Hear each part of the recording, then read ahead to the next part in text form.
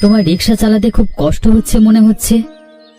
কষ্ট হলে আর কি হবে বলো তো, করতে তো হবেই। সেটা অবশ্য ঠিক কথা, তবে তোমার কষ্ট দেখে খুব খারাপ লাগছে। তুমি একদম আলাদা মানুষ মনে হচ্ছে। রোজ কত লোক আমার রিকশায় চড়ে, কেউ তো এরকম কথা ভাবে না। তুমি কোথায় থাকো? আগে তো কোনোদিন তোমাকে এ গ্রামে দেখিনি। আমি এ গ্রামে নতুন, আমি শহরে থাকতাম, তবে শহর ভালো লাগে না বলে গ্রামে চলে এসেছি। শুনেছিলাম তোমাদের গ্রামটা খুব সুন্দর, তাই এখানেই থাকতে চাই এখন। শহর থেকে এসে তুমি গ্রামে মানিয়ে নিতে পারবে? সত্যি বলতে কি, কোথায় থাকবো কি করব কিছুই জানি না, তবে তোমাদের মতো ভালো মানুষের সঙ্গ যদি পাই তবে নিশ্চয়ই মানিয়ে নিতে পারবো, আর আমার খুব ভালো লাগবে। তোমার সাথে কথা বলে আমারও খুব ভালো লাগছে। তোমার মনে দয়া মায়া আছে। আমারও তোমার সাথে কথা বলে ভালো লাগছে। আজকালকার দিনে এমন ভালো মনের মানুষ আর পাওয়া যায় না। আমাকে একটা সাহায্য করবে? কি সাহায্য বলো? আমি তো এখানে কোথায় থাকবো কিছু জানি না, আমাকে একটা থাকবার জায়গা দেখে দেবে। অবশ্য পয়সা করি আমার কাছে তেমন কিছু নেই। আমার নিজেরই বাড়ি আছে, তবে তুমি যখন বলছো শহর থেকে এসেছো, তখন তোমাকে আশ্রয় দেওয়ার মতো আমার অবস্থা নেই। আসলে আমি তোমাকে থাকতে দিতে পারি, কিন্তু তুমি নিজেই হয়তো থাকতে পারবে না। কেন থাকতে পারবো না কেন? আমাদের ভাঙাচোরা গরিব ঘর, ভালো মন্দ খেতে পাই না। যা হোক চাল সিদ্ধ শাক সিদ্ধকে বেঁচে থাকি। সেটা কোনো কথাই নয়। আমি এই জীবনটা বাঁচবার জন্যই এখানে এসেছি, গ্রামের সমস্যাগুলোর সাথে মানিয়ে নিতেই এসেছি। তুমি যদি কিছু না মনে করো তাহলে আমি তোমার কাছে গিয়ে থাকবো। চলো তাহলে, আমি তোমাকে আমার বাড়িতেই নিয়ে যাচ্ছি।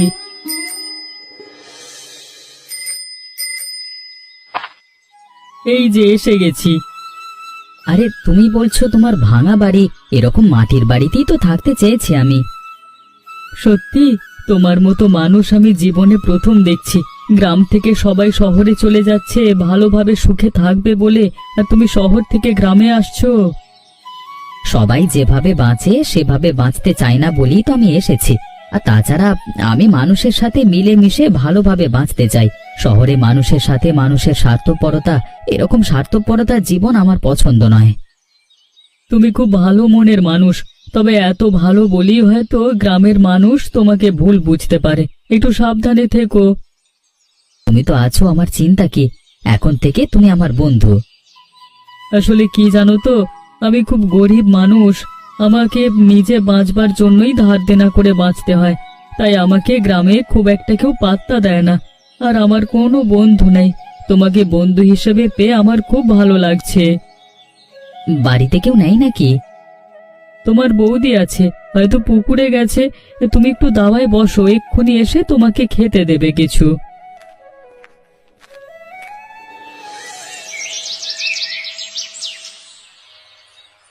কি হয়েছে? এরকম মুখ হানি করে আছো কেন?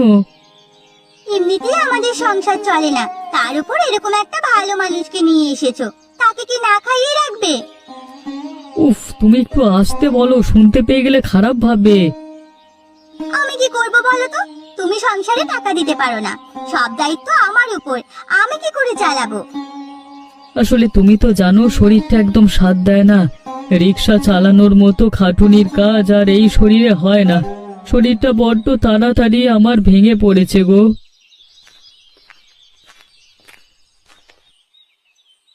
কিরে রিক্সা চালক, রাজার বেটা হয়ে উঠেছিস নাকি আজকাল?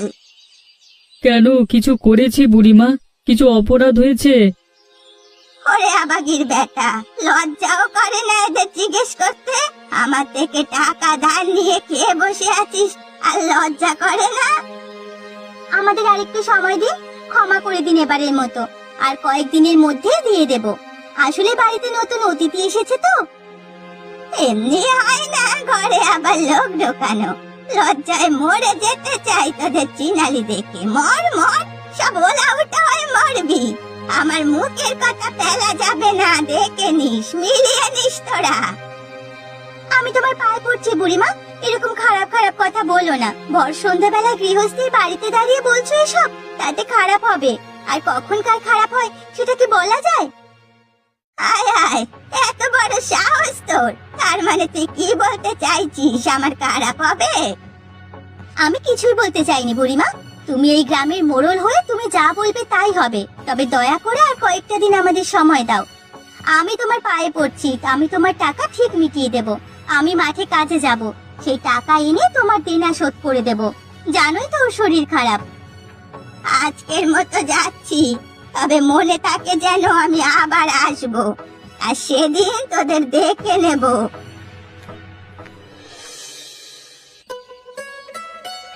তুমি কি চাও বলো তো? এতদিন হয়ে গেল এই গ্রামে আমার তোমার সাথে পরিচয় হয়ে গেল বেশ কিছুদিন, তুমি কি এখনো বোঝোনি আমি কি চাই? বুঝতে তো পেরেছি, কিন্তু জানো তো আমার মাকে, মা মানবে না। মানানোর দায়িত্ব আমার, তুমি কিচ্ছু চিন্তা করো না। তুমি চেনো না, মায়ের হাতে যা ক্ষমতা আছে তাতে এই গ্রামে যে কোনো কাউকেই মেরে ফেলতে পারে। আমি তোমাকে ভালোবাসি, আর ভালোবাসার কোনো ভয় থাকে না। ভালো আমিও তোমাকে বাসি, আর সেজন্যই তোমার জন্য বড় চিন্তা হয়। কোনো কথা ভেবো না, কিচ্ছু চিন্তা করো না, সব ঠিক হয়ে যাবে। লোকের জীবনে কত বড় বড় সমস্যার সমাধান হয়ে যাচ্ছে, আর আমাদের বিয়ে হবে না? একটা সত্যি কথা বলবো? হ্যাঁ বলো।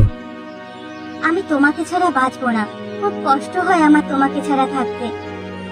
আমরা জানি তো, অল্প দিনের পরিচয় হলেও আমরা দুজন দুজনকে ভালোবেসে ফেলেছি, সারা জীবনের বন্ধন গড়ে উঠেছে আমাদের মধ্যে। তাই বলছি, ভয় পেও না, যে করি হোক আমি সব সমস্যার সমাধান করবই। যা জানো তো তুমি খুব ভালো, আর এরকমটা একটা ভালো মানুষকে আমি মনে প্রাণে চাইছিলাম। সেজন্যই তো অনেক সম্বন্ধ আসলেও এতদিনে বিয়ে করিনি। আর আমার কাজবাজ ছেড়ে, সবকিছু ছেড়ে, শহর ছেড়ে হঠাৎ করে এই গ্রামে এসে পড়া হয়তো শুধুমাত্র তোমাকে পাওয়ার জন্যই। হয়তো কেন বলছো? সেটাই আসল কারণ। একটা জিনিস বুঝেছি, তোমাকে পেয়েই আমার জীবন পূর্ণতা পেয়েছে। চলো একটু বেরিয়ে আসা যাক।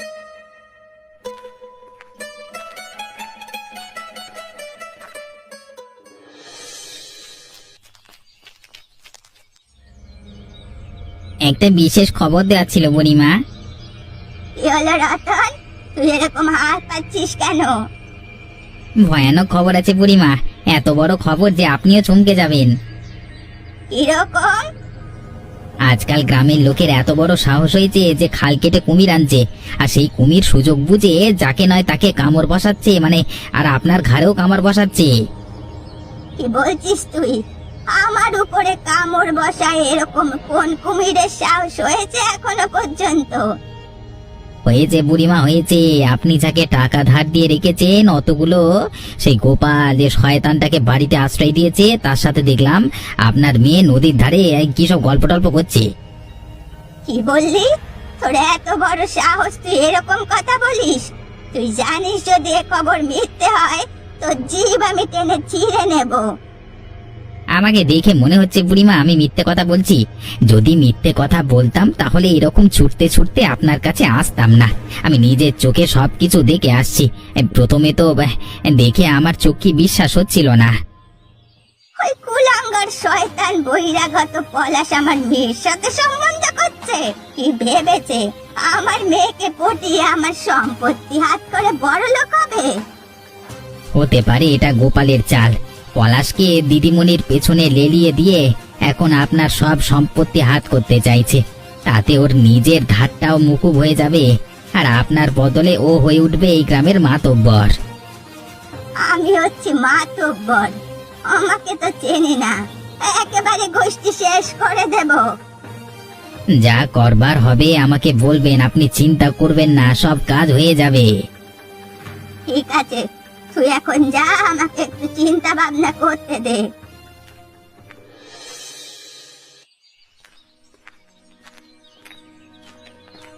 কিরে লাট সাহেবের বউ, কি করছিস? এই যে বুড়িমা, আপনার টাকা মেটানোর জন্য আমাকেও কাজে আসতে হয়েছে। সেদিন বলেছিলাম না, তাই আজ কাজ করছি। ওসব তোদের নাটক রাখ, বুঝলি তো? অনেক দেখেছি তোদের নাটক। নতুন করে আবার কিছু হয়েছে নাকি? আবার কিছু অপরাধ হয়েছে নাকি আমাদের দিয়ে? তোদের বাড়ির ওই পলাশ বলে ছেলেটা আছে না, ওকে কেটে রেখে দেব। কেন? কি হয়েছে? কি করেছে ও? ও তো এমনিতে খুব ভালো ছেলে। আমাকে ভালো ছেলে চেনাচ্ছিস? তোর বরটা হয়েছে যত নষ্টের গোড়া। তোর বরকেও আমি শেষ করে দেব। এরকম কথা কেন বলছেন বুড়িমা? ও আমার একমাত্র আশ্রয়। আশ্রয় নিকুচি করেছে? তোরা কি ভেবেছিস পলাশকে দিয়ে আমার মেয়ের পিছনে লেলিয়ে দিয়ে তোরা আমার সব সম্পত্তির মালিক হয়ে উঠবি? আমার বোকা মেয়েটাকে হাত করে তোরা যা ইচ্ছে তাই করবি? এসব কি বলছেন? এইসব বিষয় তো আমি কিছুই জানি না।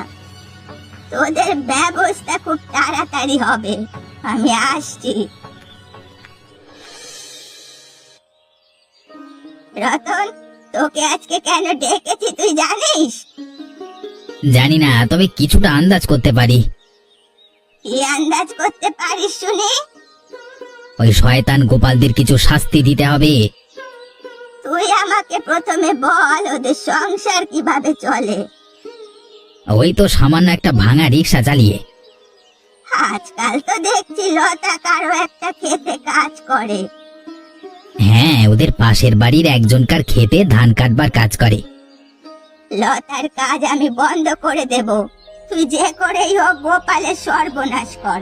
এমন অবস্থা করবি যেন আর রিক্সা চালানোর অবস্থায় না থাকে, আর কোনো কাজ যেন করতে না পারে। সুতরাং এরপর থেকে না খেয়ে থাকতে হবে। আরে ওরা না খেয়ে থাকলে পলাশ ওদের বাড়ি থেকে বিদায় দিতে বাধ্য হবে, তখন আর এই গ্রামে থাকতে পারবে না। হ্যাঁ, আর গ্রামে কেউ যেন ওদের সাহায্য না করে সেটা আমি ব্যবস্থা করব। আর নিজের মেয়েকেও আমি বোঝাবো। আপনি কিচ্ছু চিন্তা করবেন না, এই রতনের হাত যেখানে পৌঁছেছে সেখানে লোক নিশ্চিন্তে থাকতে পারেনি। সেজন্যই তো তোকে এত ভরসা করি। ও রিক্সা যেন আমি আর কাল থেকে রাস্তায় না দেখি।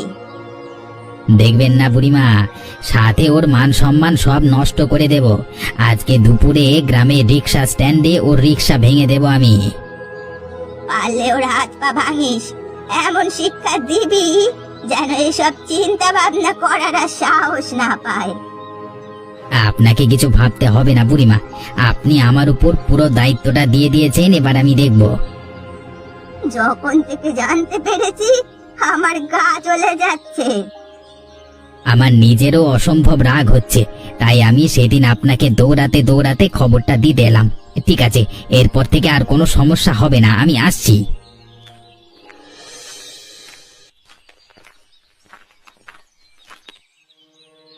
কি রে গোপাল, আজকে বহুত কামিয়েছিস বল। না গো, আজকে বিশেষ রোজগার হয়নি। মারছো কেন? ওরে বাবা! কি ভেবেছিস কি তুই? পলাশকে আমাদের পেছনে লেলিয়ে দিয়ে গ্রামের রাজা হয়ে উঠবি? আমি কিছু বুঝতে পারছি না। আমার এরকম কোনো উদ্দেশ্য নেই।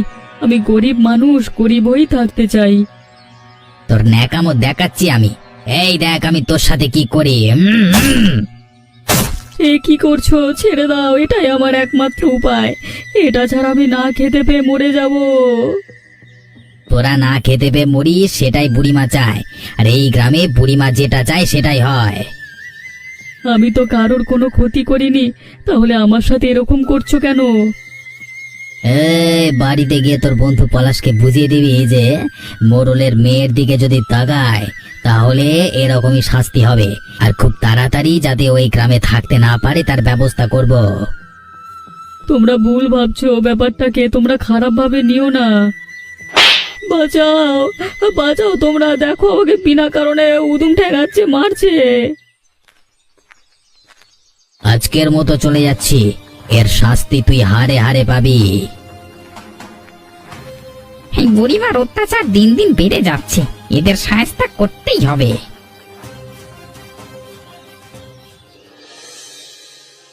কি হলো? এতদিন পরে দেখা হলো, কথা বলছো না কেন? তোমার সাথে কথা বলতে ইচ্ছে করছে না তাই। কেন, কি হয়েছে? আমি কি অপরাধ করেছি? তোমার মধ্যে একটা দুশ্চরিত্র লোককে ভালোবেসে আমি ভুল করেছি। মানে কি বলছো তুমি? মায়ের কাছ থেকে আমি জানতে পেরেছি তুমি অনেক অপরাধ করে এখানে পালিয়ে এসেছো শহর থেকে, যাতে তোমাকে কেউ ধরতে না পারে। তোমার চিটিংবাজি আমি সব জেনে গেছি। তুমি এখন আমার জীবন শেষ করতে চাও। এসব উল্টোপাল্টা কথা তোমাকে কে বলেছে? উল্টো পাল্টা নয়, সত্যি কথা। তাই আমি তোমার সাথে আর সম্পর্ক রাখতে চাই না। দেখো, আমার মনে হচ্ছে এসব কিছুর পেছনে কোনো একটা গুরুতর ছলনা আছে।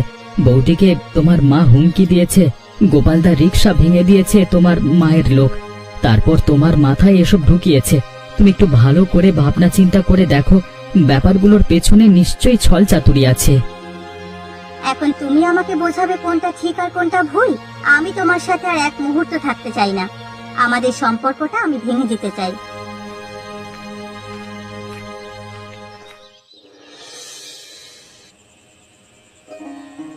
কি হয়েছে পলাশ, তোকে এরকম লাগছে কেন? আমি বেশ বুঝতে পারছি এসব কিছুর পেছনে বুড়িমা আছে। আমাদের ব্যাপারটা জানতে পেরে গেছে, তাই সবকিছু ঘটাচ্ছে। তুই এত দেরিতে বুঝলি রে? আমি তো আগেই বুঝে গেছি। নীলিমার কানে বিষ ঢেলে আমার থেকে দূরে করতে চাইছে। আজও স্পষ্ট করে বলে দিয়েছে যে আমার সাথে কোনো সম্পর্ক রাখতে চায় না। আমি নাকি অনেক বাজে বাজে কাজ করে এখানে পালিয়ে এসেছি ভয়ে। ওরা আমাদের উপর অত্যাচার করছে এই কারণে যে তুই যাতে এখানে থাকতে না পারিস। যে করি হোক, আমাদের প্রতিরোধ করতে হবে, কিন্তু উপায় কি? একটা উপায় আছে। কি উপায় গো? আজকে যখন আমাকে মারধর করছিল, তখন দেখলাম গ্রামের লোকজন রিক্সা স্ট্যান্ডে ভয়ানক রেগে গেছিল। ওরা যদি ঘিরে না আসতো, তাহলে রতন হয়তো আরো মারতো আমাকে। শুধুমাত্র রিক্সা ভেঙে শান্ত হতো না। এটা তো ভালো লক্ষণ যে গ্রামের লোক আর সহ্য করতে পারছে না। ঠিক এই জায়গাটাই কাজে লাগাতে হবে আমাদের। আমরা গোপনে গ্রামের লোকেদের রাগিয়ে তুলব। তারপর গ্রামের লোকেরা যখন আর বুড়িমাকে মানতে চাইবে না, ওই মোড়লের ক্ষমতা আর যখন পছন্দ করবে না, তখন ওর উচিত শাস্তি হবে। তাহলে চলো, কালকে থেকে ওই কাজে লেগে পড়া যাক।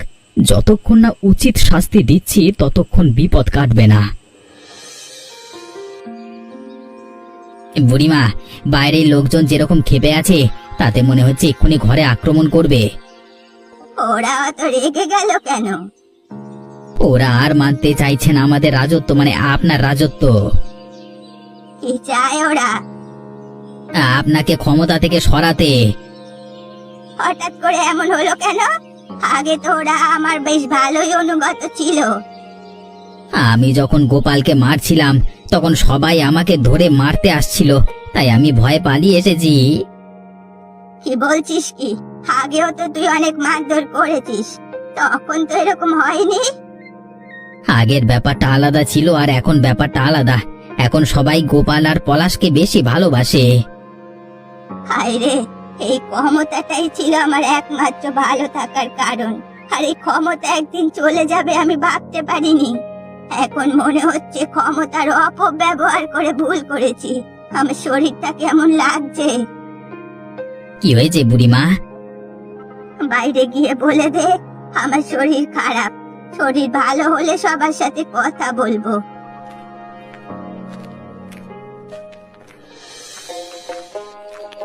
এই দেখো লতা, কাকে নিয়ে এসেছি। ও মা, নীলিমা এসেছো? এসো এসো। পলাশ, একবার বাইরে আয়।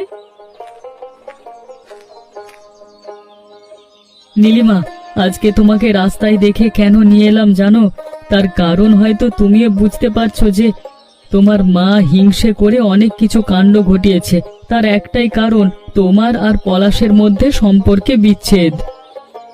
আমি তো এই কথাটাই ওকে বোঝাবার চেষ্টা করলাম সেদিন, কিন্তু বোঝাতে পারিনি। আমি যতদূর খবর পেয়েছি, তোমার মায়ের শরীর খারাপ। হ্যাঁ, গ্রামের লোকেরা আর মাকে মানতে চাইছে না, তাই খুব ভেঙে পড়েছে। তার কারণ তুমি জানো? কি কারণ? তার কারণ হচ্ছে গ্রামের লোকেরা সবাই বিশ্বাস করে যে তোমার এবং পলাশের সম্পর্কটা খুব ভালো। সাথে সবাই বুঝে গেছে যে তোমার মা বিনা কারণে তোমাদের মধ্যে ঝামেলা পাকাচ্ছে আর আমাদের বিপদে ফেলছে। সেই জন্য আর কেউ মানতে চাইছে না। সেটা আমিও বুঝতে পেরেছি কিছুটা। আমিও মনে মনে খুব অনুতপ্ত ওকে কষ্ট দিয়ে।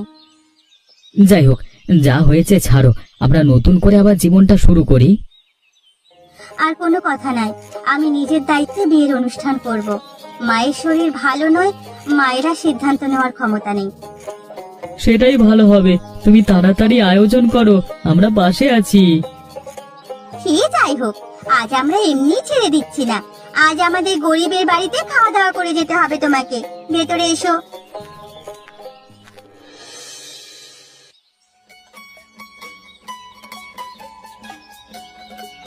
প্রথমে যখন পলাশ আমাদের বাড়িতে এলো, সারাক্ষণ শুধু মনে হতো ওকে ভালো মন্দ কিছু খেতে দিতে পারছি না।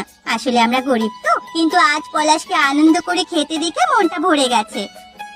হ্যাঁ হ্যাঁ, খেয়ে নাও খেয়ে নাও, অতিথির সেরা দাওয়াত, পরে বুঝবে বিয়ে করবার কত মজা। আহা, ওরকম করে বলছো কেন? ওরকম করে বললে বেচারার মন ভেঙে যাবে। আজ আমার জীবনের সব থেকে আনন্দের দিন।